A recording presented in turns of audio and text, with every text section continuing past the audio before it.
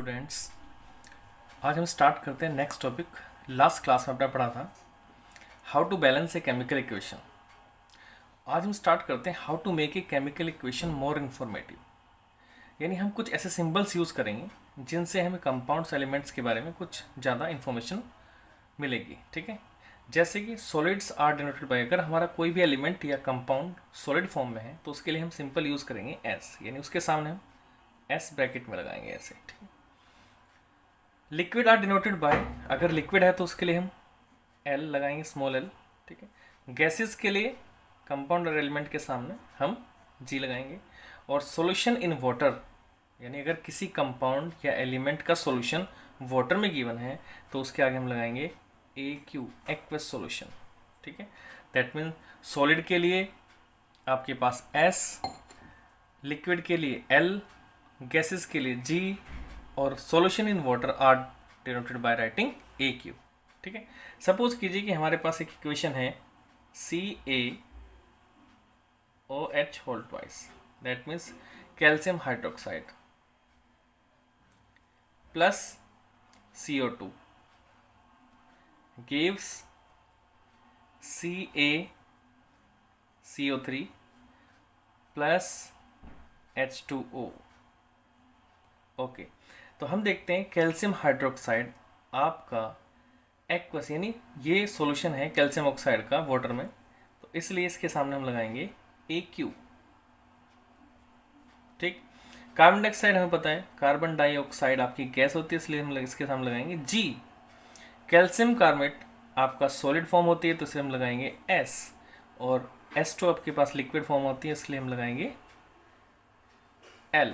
ठीक है, अब इस इक्वेशन को देख के हमें क्या इन्फॉर्मेशन मिल रही है कि कैल्शियम हाइड्रोक्साइड के एक्वस सॉल्यूशन में जब कार्बन डाइऑक्साइड से रिएक्ट किया जाता है तो कैल्शियम कार्बोनेट सॉलिड फॉर्म हमें मिलती है और साथ में लिक्विड वाटर मिलता है। ठीक है, इस इक्वेशन की हमें और ज़्यादा इन्फॉर्मेशन मिल गई। इसके बेसिस पर हम कुछ क्वेश्चन, एक एनसीईआरटी का क्वेश्चन करते हैं। देखिए क्वेश्चन क्या है, translate the following statements into chemical equation and then balance them. हमें इसको सिंबल्स यानी इक्वेशंस की फॉर्म में डालना है, स्टेटमेंट को, इस रिएक्शंस को, और फिर उनको बैलेंस करना है।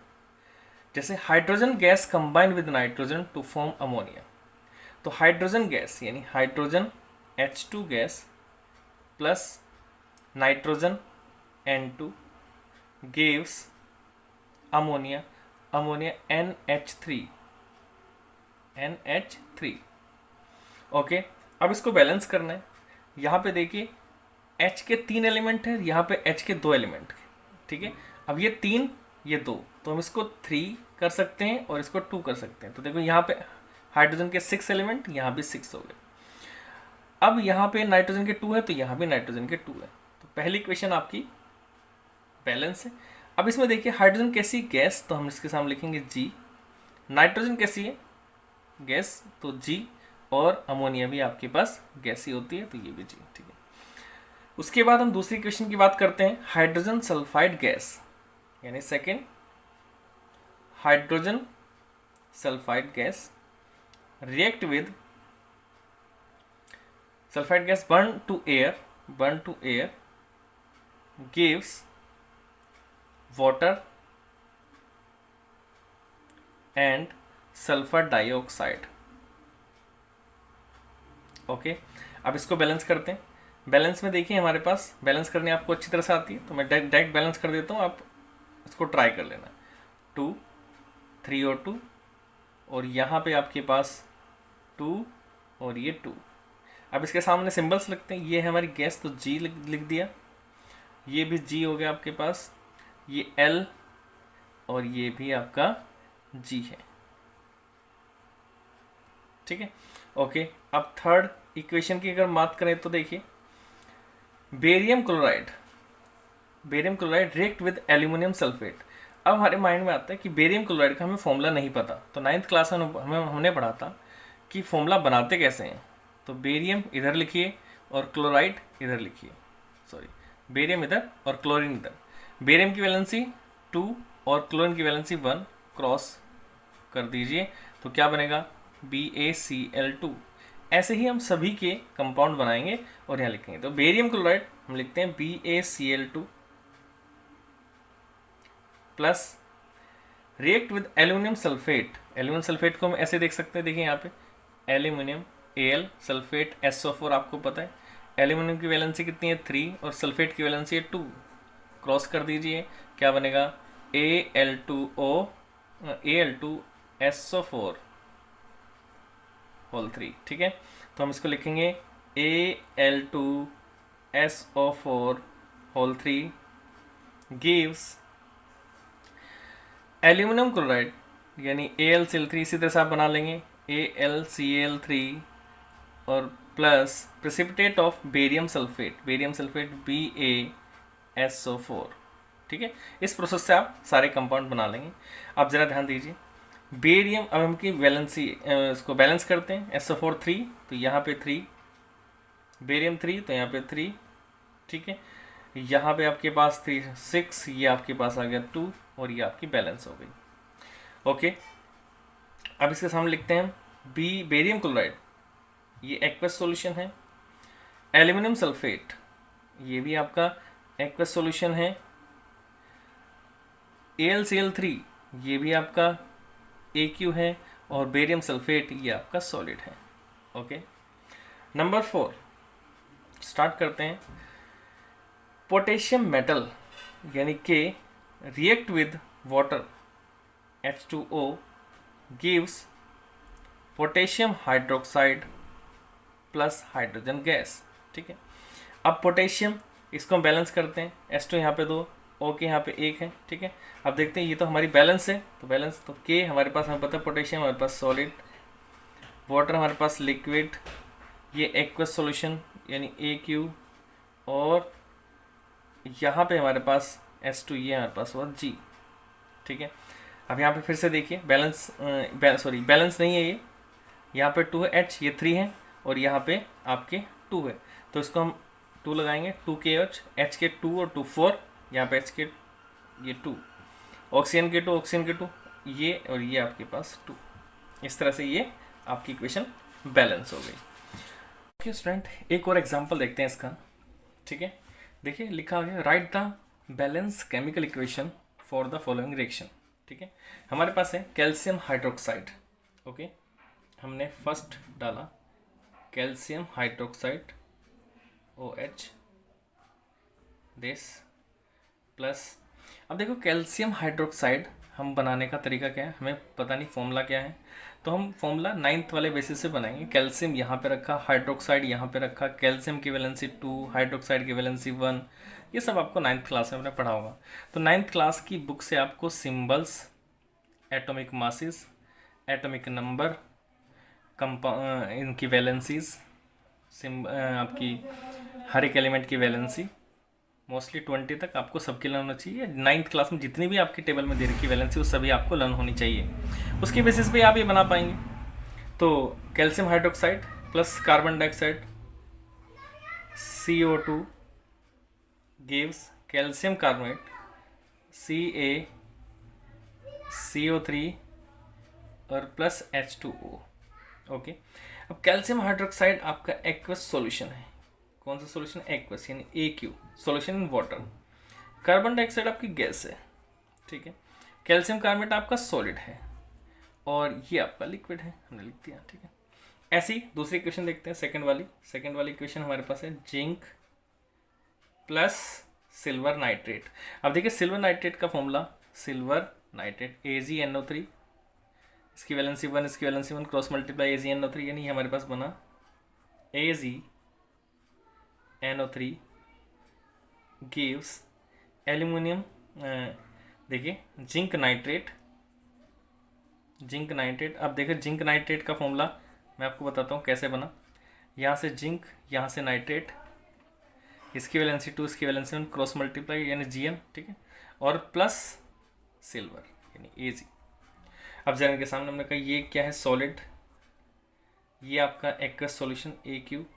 ठीक है, ये फिर से आपके पास AQ और ये आपके पास फिर से सॉलिड है। ओके, थर्ड इक्वेशन देखिए, aluminium plus copper chloride, aluminium plus copper chloride gives aluminium chloride यानी AlCl3, इसी तरह से आप बना लेंगे इसको, और प्लस कॉपर। ठीक है, अब जो है इनको हम बैलेंस भी करते जाते हैं साथ साथ। देखिए हाइड्रोक्साइड 2 है यहाँ पे, यानी ऑक्सीजन की अगर हम बात करें, ऑक्सीजन के 2 यहाँ पे 2 यहाँ पे, ठीक है, ऑक्सीजन के 2 यहाँ पे 4, ठीक है।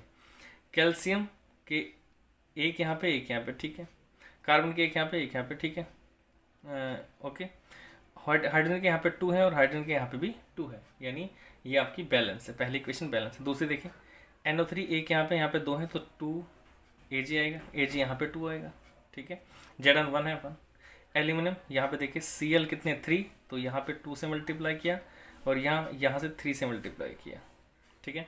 Cu कितने हो गए 3 और ये हो गया हमारे पास 2, तो 2Al3। उसके बाद हम फोर्थ रिएक्शन की बात करते हैं। अच्छा इधर देखिए, ये हमारे पास क्या है सॉलिड, ये हमारे पास वही AQ एक्वस सॉल्यूशन, ये हमारे पास फिर से AQ एक्वस सॉल्यूशन, ये सॉल्यूशन वाटर, और ये हमारे पास फिर सॉलिड।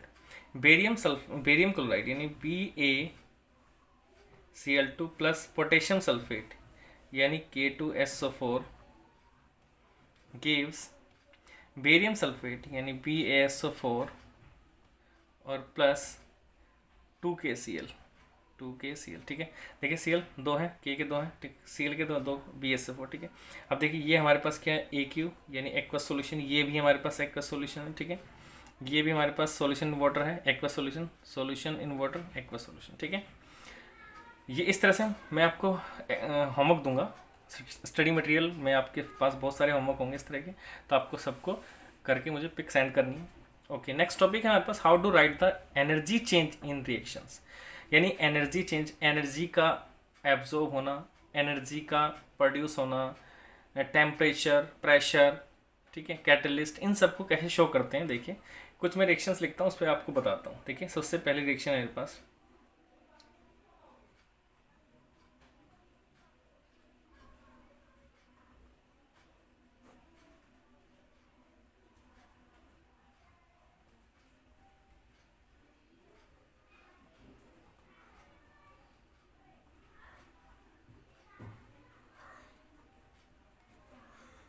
तो इस रिएक्शन में देखिए हमारे पास सबसे पहले इस रिएक्शन में देखिए ये आपका ब्यूटेन है। आगे 4 चैप्टर में इसका नाम आपको पता चल जाएगा कैसे, मैंने बताया ब्यूटेन है।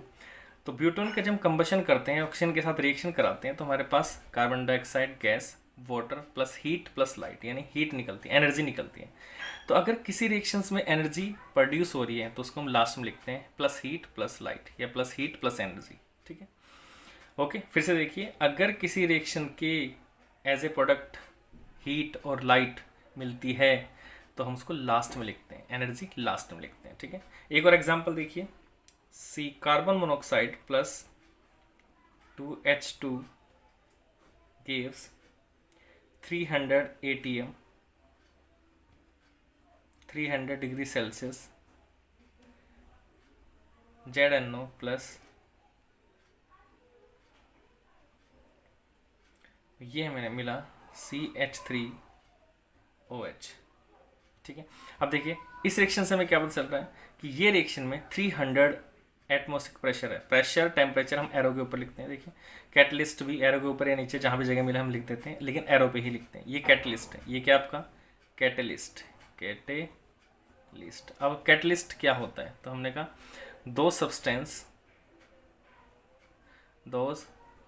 substances which can change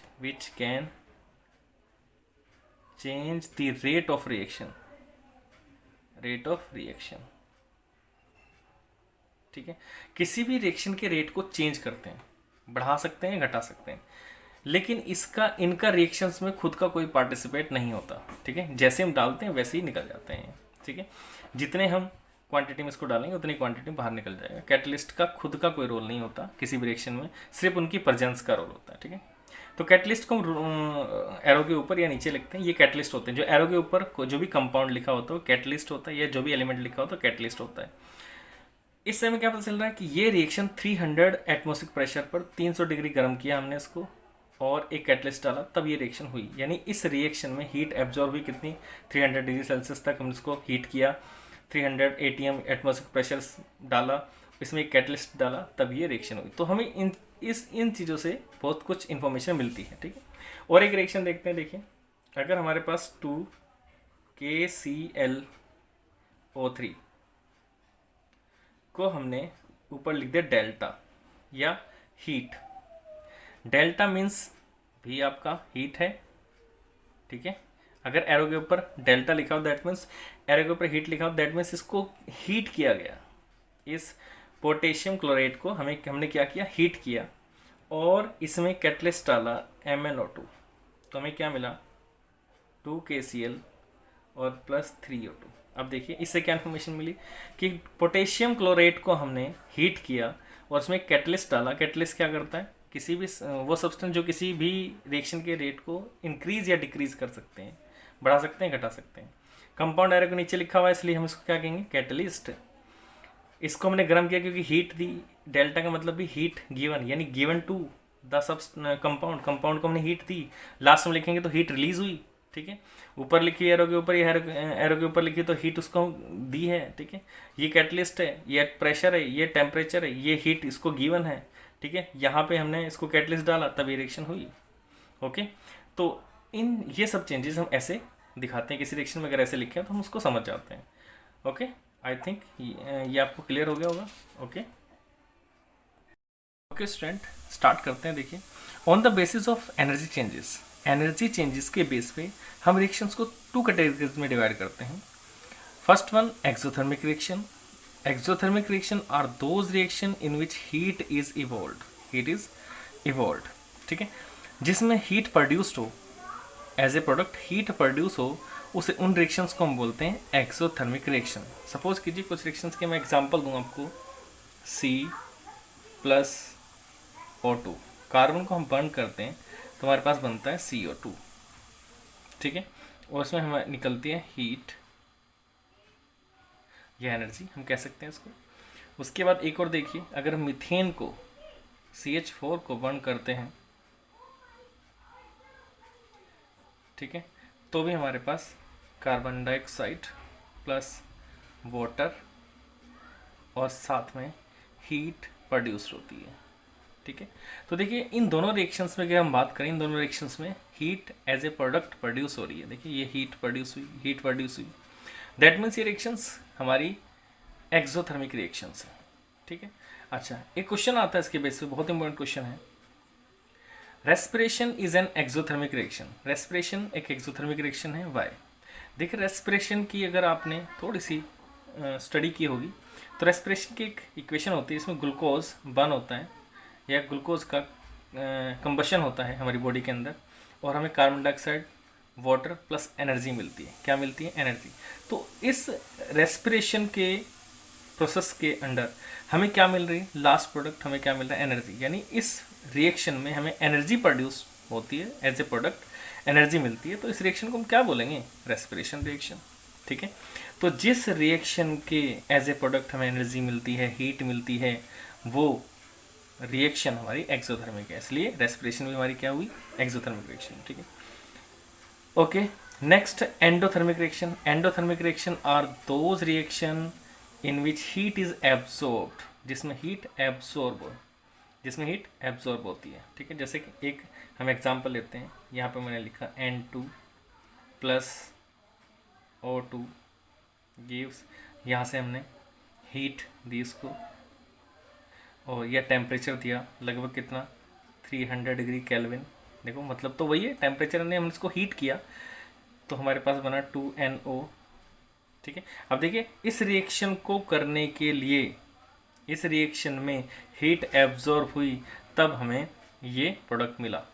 यानी इस रिएक्शन में हीट हमें देनी पड़ी, एब्जॉर्ब हुई, तो इस रिएक्शन को हम क्या कहेंगे? एंडोथर्मिक रिएक्शन, ठीक है। क्या क्या बोलेंगे? Endothermic reaction. एक और देखिए, एक और रिएक्शन हो सकती है इसकी, जैसे कि CaCO3, यहाँ से हमने प्लस यहाँ पे लिख दिया हीट, हमने इसको गर्म किया तो हमें क्या मिलेगा? हमें मिलेगा CaO कैल्शियम ऑक्साइड और प्लस CO2। देखिए इसमें भी हमें इस रिएक्शन को करने के लिए हमें हीट की रिक्वायरमेंट है, तो इसलिए क्या है? Endothermic reaction. तो जिस रिएक्शन में हीट की रिक्वायरमेंट होती है, टेम्परेचर की रिक्वायरमेंट होती है, उसको हम बोलते हैं एंडोथर्मिक रिएक्शन यानी हीट एब्जॉर्ब होती है, और जिस रिएक्शन में हीट इवोल्व होती है, प्रोड्यूस होती है, उसको हम बोलते हैं एक्सोथर्मिक रिएक्शन। अब एक क्वेश्चन और हमारे सामने आता है, why is photosynthesis and endothermic reaction. Photosynthesis में हम देखिए फूड जो ऑब्टेन होता है, जो ग्रीन प्लांट्स होते हैं फूड ऑब्टेन करते हैं कैसे, कार्बन डाइऑक्साइड, वाटर और सनलाइट की हेल्प से। देखिए इस फूड प्रोडक्शन में किस चीज़ की रिक्वायरमेंट है, सनलाइट। किसकी, यहाँ पे है सनलाइट, सनलाइट की रिक्वायरमेंट होती है, ठीक है। ये क्लोरोफिल और सनलाइट, क्लोरोफिल से हमारे अभी मतलब नहीं है। फूड प्रोडक्शन यानी देखिए photosynthesis involve the formation of food using energy of sunlight, sunlight का यूज़ करके, यानी एनर्जी का यूज़ हो रहा है। ये रिएक्शन यानी फोटोसिंथेसिस की रिएक्शन, ग्रीन प्लांट जिसके अंदर फूड प्रोसेस फॉर्मेशन करते हैं, उसमें सनलाइट की रिक्वायरमेंट होती है। बिना सनलाइट के फूड फॉर्मिंग प्रोसेस नहीं होता। इसलिए इस रिएक्शन में सनलाइट एब्जॉर्ब हुई यानी एनर्जी एब्जॉर्ब हुई, तो इसलिए हम इस फोटोसिंथेसिस रिएक्शन को क्या बोलते हैं, एंडोथर्मिक रिएक्शन बोलते हैं। ओके, अब देखते हैं नेक्स्ट हमारे पास आता है, अगला टॉपिक है हमारे पास टाइप्स ऑफ द रिएक्शंस। कितने टाइप की रिएक्शंस होती हैं हमारी, ठीक है। तो देखिए इसमें है हमारे पास combination, decomposition, displacement, double displacement, oxidation and reductions, ठीक है।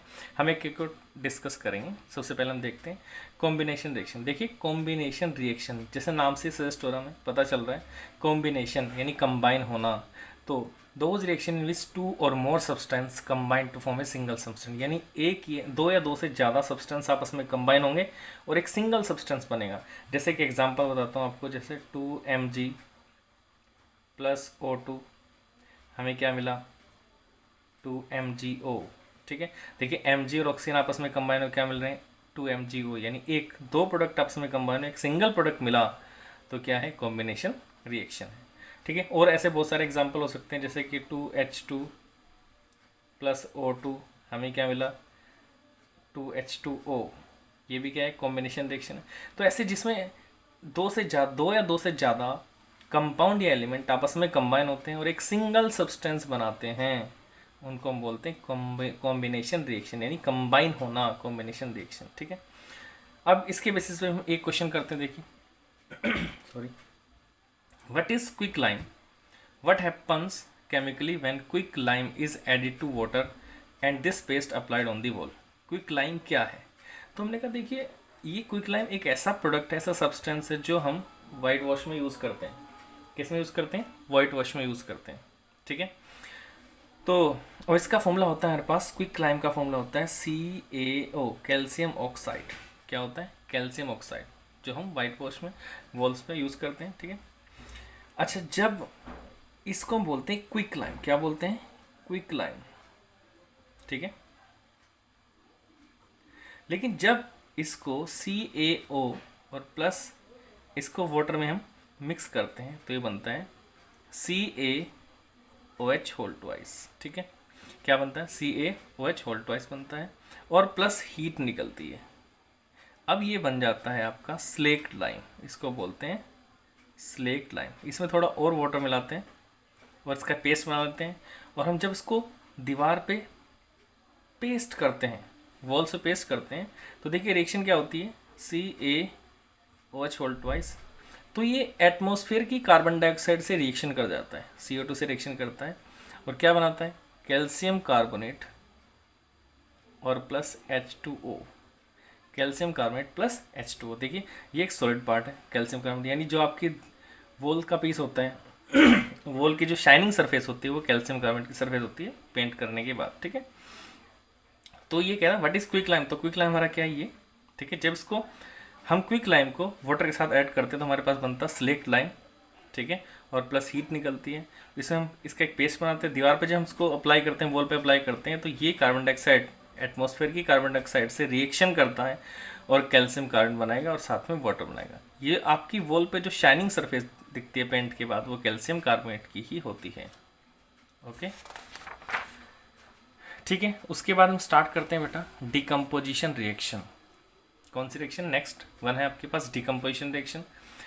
तो डिकम्पोज का मतलब स्प्लिट होना, टूटना। तो देखिए those reaction in which A compound split up into two or more simple substance, जिसमें एक कंपाउंड दो या दो से ज़्यादा सिंपल सब्सटेंस में टूट जाता है, उसको हम बोलते हैं डिकम्पोजिशन रिएक्शन। ठीक है, तो reaction carried out by heating, अगर हीट से ये हो रहा है, स्प्लिट अप हो रहा है, तो उसको हम बोलते हैं थर्मल डिकम्पोजिशन। क्या बोलते हैं? थर्मल। ऐसे बहुत सारे एग्जांपल्स देखें, बताते हैं आपको एक एक करके डिकम्पोजिशन रिएक्शन के एग्जांपल देखिए। सबसे पहले हमने एग्जांपल लिया जैसे CaCO3 प्लस हमने इसको हीट दी, गरम किया, हीट किया, तो ये आपका ब्रेक हो गया CaO और प्लस CO2 में। ठीक है, देखो एक कंपाउंड ब्रेक हो गया, स्प्लिट अप, टूट गया, डिकम्पोज हो गया, दैट मीन्स ये क्या है? Decomposition reaction.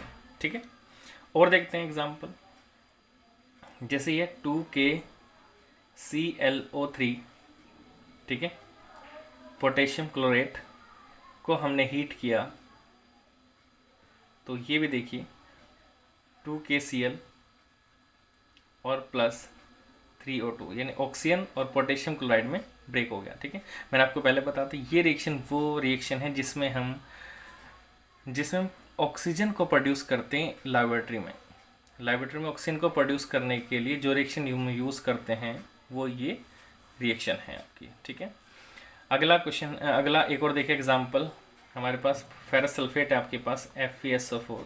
ठीक है, FeSO4, इसको हमने हीट किया, ठीक है, तो हमें मिलेगा Fe2O3 और प्लस SO2 प्लस SO3। ठीक है, इसमें दो गैस निकल, सल्फर डाइऑक्साइड, सल्फर ट्राइऑक्साइड, और आपके पास फेरिक ऑक्साइड एक कंपाउंड मिलता है। ठीक है, देखिए फेरस सल्फेट ब्रेक हुआ फेरिक ऑक्साइड, सल्फर डाइऑक्साइड और सल्फर ट्राइऑक्साइड में। ठीक है, इस रिएक्शन में बर्निंग सल्फर की स्मेल आती है, बर्निंग सल्फर की स्मेल आती है। ठीक है, ड्यू टू फॉर्मेशन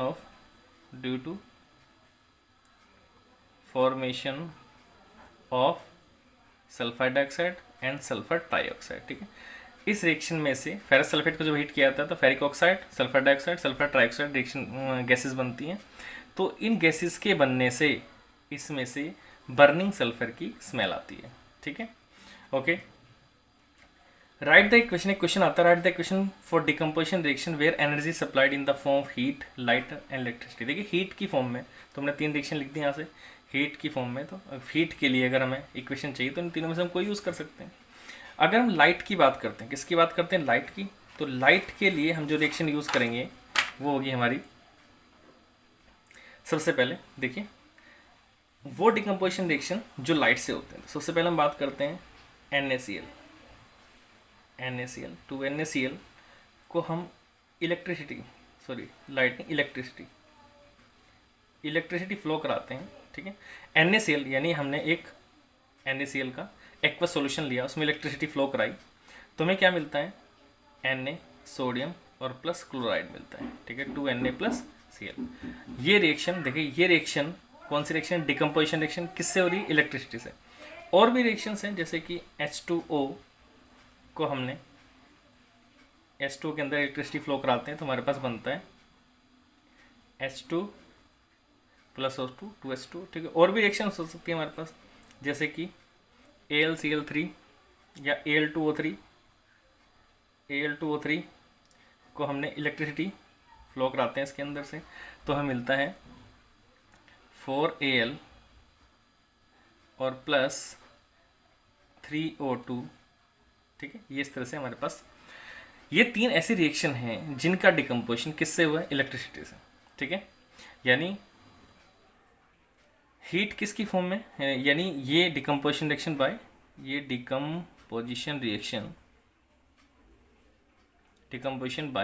इलेक्ट्रिसिटी, ये इलेक्ट्रिसिटी के थ्रू डिकम्पोजिशन हुआ है। ठीक है, अच्छा अब हम लाइट के थ्रू डिकम्पोजिशन के कुछ एग्जांपल देखते हैं। तो देखिए हमारे पास है जैसे AgCl, सिल्वर क्लोराइड, ठीक है, 2AgCl को अगर हम सनलाइट में रखते हैं, ठीक है, तो ये बन जाता है 2Ag और प्लस Cl2, ठीक है। इसी तरह से एक और रिएक्शन देखिए, 2Ag यानी सिल्वर ब्रोमाइड को हम सनलाइट में रख दें तो ये बनता है 2Ag और प्लस Br2। ये रिएक्शंस हमारी डिकम्पोजिशन रिएक्शन है, किसके थ्रू? ये सनलाइट के थ्रू, ठीक है। इन रिएक्शंस का एक नाम और भी होता है जिसको हम बोलते हैं फोटोलाइसिस। क्या बोलते हैं इनको? फोटोलाइसिस, ठीक है। इन रिएक्शन का, इन प्रोसेस को हम बोलते हैं फोटोलाइसिस, ठीक है। ये प्रोसेस का नाम है। यानी सिल्वर क्लोराइड को सनलाइट में रखने पर सिल्वर कलर की ब्रोमीन और क्लोरीन हमें प्रोड्यूस होती है। इसी तरह से सिल्वर ब्रोमाइड के साथ भी यही होता है। तो इन दोनों रिएक्शंस को हम क्या बोलते हैं? प्रोसेस को क्या बोलते हैं? फोटोलाइसिस। यूज्ड इन, जो कहाँ यूज होते हैं? Use in black and white photography, जो ब्लैक एंड वाइट फोटोग्राफी में यूज होती है आपकी। ओके, इस बेस पे हम देखते हैं, एक क्वेश्चन आता है हमारे पास, why digestion is considered as decomposition reaction. Digestion, आप जानते हैं डाइजेशन के बारे में, ठीक है। तो देखिए, बड़ा सिंपल सा आंसर है इसका। Digestion of food in the body is example of decomposition reaction. क्यों है ऐसा? When we eat food like wheat, rice और पोटैटोज, देन द स्टार्च, इसमें जो स्टार्च होता है, ठीक है, decompose to be simple sugars, जो सिंपल शुगर्स में ब्रेक हो जाता है। यानी ये स्टार्च ब्रेक हो गया, स्प्लिट अप हो गया शुगर्स में, सिंपल शुगर्स में, लाइक ग्लूकोज, फ्रैक्टोज, ठीक है। And proteins decompose to form amino acids, और प्रोटीन डिकम्पोज होता है अमीनो एसिड में। यानी हमारा स्टार्च डिकम्पोज हुआ सिंपल शुगर्स में, ग्लूकोज लाइक फ्रक्टोज, ठीक है। एंड प्रोटीन्स डिकम्पोज किसमें? अमीनो एसिड्स में। यानी यहाँ भी डिकम्पोजिशन हो रहा है, इसलिए इसको क्या बोलते हैं? डिकम्पोजिशन रिएक्शन बोलते हैं, ठीक है। उसके बाद हमारे पास नेक्स्ट टॉपिक है जिसका नाम है डिस्प्लेसमेंट रिएक्शन। कौन सी रिएक्शन है? डिस्प्लेसमेंट। ध्यान देना, बहुत इंपॉर्टेंट रिएक्शन है डिस्प्लेसमेंट रिएक्शन, ठीक है। तो those reaction which more reactive element, देखिए, more reactive element displace less reactive element from its salt solution, ठीक है। एग्जाम्पल से आपको बहुत अच्छे से समझ में आएगा कि इसमें एक मोर रिएक्टिव जो एलिमेंट है, जो ज़्यादा रिएक्शन, तेजी से रिएक्शन करता है, वो लेस रिएक्टिव एलिमेंट को उसके सॉल्ट सॉल्यूशन से डिस्प्लेस कर देता है। जैसे ये एग्जांपल देखिए, जैसे कि हमारे पास है कॉपर सल्फेट, कॉपर सल्फेट है, इसे हमने जिंक से रिएक्शन करा दी, ठीक है। तो अब क्या होता है कि जिंक मोर रिएक्टिव है, copper sulphate, copper less reactive है। तो ये जिंक इस सल्फेट से कॉपर को डिस्प्लेस कर देगा। यानी ये मोर एक्टिव होने के कारण सल्फेट इसके साथ अट्रैक्ट हो जाएगा। यानी क्या बन जाएगा? ये जिंक सल्फेट और कॉपर लेस एक्टिव होने के कारण बाहर निकल गया, ठीक है। कुछ को समझ में आएगा। देखो, कॉपर सल्फेट सॉल्यूशन में जैसे ही हमने जिंक डाला तो इसके हाई रिएक्टिव होने के कारण सल्फेट इसके साथ अट्रैक्ट हो गया, ZnSO4, और कॉपर डिस्प्लेस हो गया। अगर कॉपर मोर रिएक्टिव होता जिंक से तो ये इसके साथ ही अटैच रहता, यहाँ से ये जिंक के साथ अट्रैक्ट नहीं होता, ठीक है। अगर मैं इसको उल्टा लिखूं, यानी अगर मेरे पास जिंक सल्फेट के साथ मैं कॉपर की रिएक्शन करा दूं, तो ध्यान देना इस बात को, तो यहाँ पे आएगा नो रिएक्शन। अब आप सोच सकते हो इस बात को कि ये नो रिएक्शन क्यों आया, रिएक्शन क्यों नहीं हुई? क्योंकि देखिए, zinc is more reactive than copper, zinc is more reactive than copper, इसलिए sulphate is tightly attach to the zinc, ये कॉपर के साथ नहीं जाएगा क्योंकि zinc is more reactive than copper, okay. और एग्जांपल देखते हैं हमारे पास और है, जैसे कि अगर मैं कॉपर सल्फेट सॉल्यूशन में ही, ठीक है, मैग्नीशियम मेटल को डालता हूं तो मेरे पास क्या आएगा? Magnesium is more active than copper, तो MgSO4, ये SO4 के साथ अटैच हो जाएगा और कॉपर डिस्प्लेस हो जाएगा बाहर, ठीक है। और बहुत सारे रिएक्शन से देखिए, जैसे हम बोलते हैं कॉपर क्लोराइड के साथ में लेड की रिएक्शन कराता हूँ, ठीक है, तो मेरे पास आएगा PbCl2 और प्लस कॉपर, ठीक है। अब देखिए, यहाँ से देख के आप बता सकते हैं कि which is more reactive, copper और लेड, कॉपर और लेड। तो हमने कहा copper is less reactive than lead, तो lead is more reactive than copper, क्योंकि कॉपर को डिस्प्लेस कर दिया क्लोरीन से, तो क्लोरीन अटैच होगी लेड के साथ, that means lead is more reactive than copper, okay. और बहुत सारे रिएक्शन है, जैसे कि आपके पास है AgNO3 सिल्वर नाइट्रेट में कॉपर अगर हम डालते हैं तो रिएक्शन होगी, देखिए copper is more active than silver, तो ये होगी कॉपर नाइट्रेट ऑल ट्वाइस और प्लस सिल्वर। ओके, इस तरह से देखिए हमने यहाँ इस रिएक्शन में क्या पढ़ा, इन सब रिएक्शंस में क्या पढ़ा कि अगर एक मोर एक्टिव एलिमेंट लेस किसी भी सॉल्यूशन में डालते हैं, अगर वो एलिमेंट या उसका सॉल्ट सॉल्यूशन इस एलिमेंट से लेस एक्टिव है तो ये एलिमेंट इस कॉपर को या जो भी अदर एलिमेंट होगा उसको उसके सॉल्ट सॉल्यूशन से डिस्प्लेस कर देगा। कॉपर सल्फेट सॉल्ट सॉल्यूशन है, जिंक सल्फेट सॉल्ट सॉल्यूशन है, कॉपर सल्फेट ये भी सॉल्ट सॉल्यूशन है, ये भी सॉल्ट सॉल्यूशन है, ये भी सॉल्ट सॉल्यूशन है। जब हम ये डालते हैं तो देखिए ये copper is more active than silver, इसलिए नाइट्रेट को अपने साथ अटैच कर लिया और सिल्वर को डिस्प्लेस कर दिया। ठीक है, तो यहाँ से क्वेश्चन इस तरह से पूछा जाता है आपसे। ठीक है, देखिए ध्यान से समझिए क्वेश्चन को, क्वेश्चन आपके स्टडी मटेरियल में आपको दूंगा तो उसमें क्वेश्चन होंगे आपके पास ये कि when zinc strip is placed in copper sulphate solution. ठीक है, क्वेश्चन समझिए, what happen when zinc strip is place in copper sulphate solution. तो आपके आंसर क्या होगा, देखिए इसका कलर होता है ब्लू, क्या होता है इसका कलर ब्लू, तो blue colour of copper sulphate solution is faded या fades due to the formation of colourless zinc sulphate. Colourless zinc sulphate यानी कॉपर सल्फेट का जो ब्लू सॉल्यूशन होता है, ये ब्लू सॉल्यूशन है, ध्यान रखना ब्लू सॉल्यूशन, कॉपर सल्फेट का सॉल्यूशन कैसा होता है ब्लू सॉल्यूशन, जिंक सल्फेट के कलर लेस सॉल्यूशन बनने के कारण फेडेड हो जाता है। ठीक है, और रेड ब्राउन कॉपर हमें जिंक स्ट्रिप पर मिलती है। ठीक है, तो इसको एक इंग्लिश लैंग्वेज में कैसे लिखेंगे, blue colour of copper sulphate solution fades due to the formation of zinc sulphate colourless zinc sulphate and red brown copper is formed on the zinc strip. इस तरह से क्वेश्चंस और आंसर आपके study material में given होंगे। Okay, next topic करते हैं, double displacement reaction.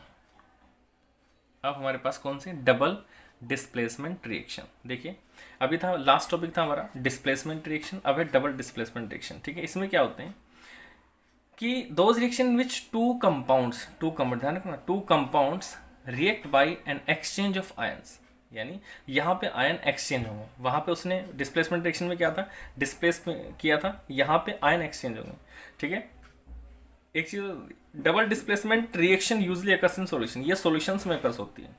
Double displacement में दोनों ही सॉल्यूशंस होंगे और प्रोडक्ट में एक हमेशा प्रेसिपिटेट्स होगा। प्रेसिपिटेट मतलब सेमी सॉलिड सब्सटेंस, जो आधा सॉलिड और आधा लिक्विड होगा। ठीक है, चलिए कुछ एग्जांपल से इसको समझने की कोशिश करते हैं। हमारे पास है डबल डिस्प्लेसमेंट रिएक्शन, तो हम स्टार्ट करते हैं। जैसे कि एग्जांपल देखिए हमारे पास है सिल्वर नाइट्रेट